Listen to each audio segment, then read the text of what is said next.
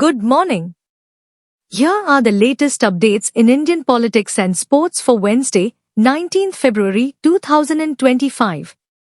Political news. India and Qatar set ambitious trade goals. On 18th February 2025, India and Qatar announced plans to double their bilateral trade to $28 billion within the next 5 years. This decision emerged from discussions between Indian Prime Minister Narendra Modi and Qatar's Emir Sheikh Tamim bin Hamad Al Thani during the Emir's official visit to New Delhi. The two nations are also exploring the possibility of a free trade agreement and aim to enhance cooperation in the energy sector. President's rule imposed in Manipur.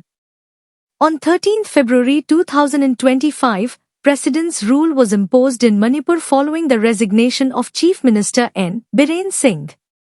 This decision came in the wake of ongoing violence and a potential no-confidence motion against the state government.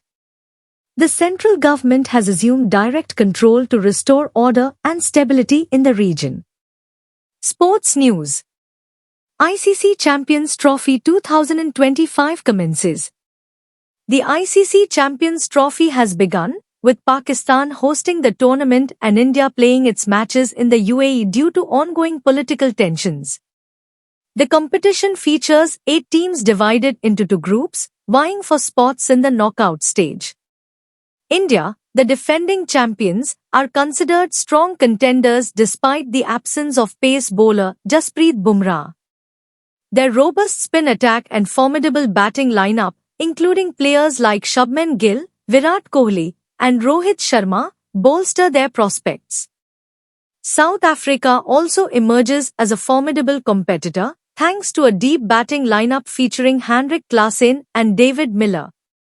Conversely, England faces challenges due to player availability issues and recent underperformance in the 50-over format. Other updates. New Delhi Railway Station Stampede Aftermath. In the wake of the tragic stampede at New Delhi Railway Station on 15th February 2025, which resulted in 18 fatalities and 15 injuries, authorities have implemented heightened security measures.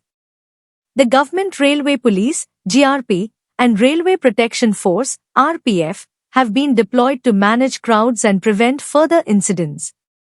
Additionally, new temporary and permanent holding areas have been established at 60 high-traffic stations to improve crowd control.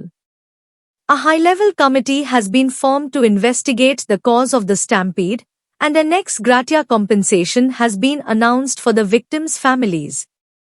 That's all for today. Please like, share and subscribe this channel for future updates, and have a wonderful day ahead.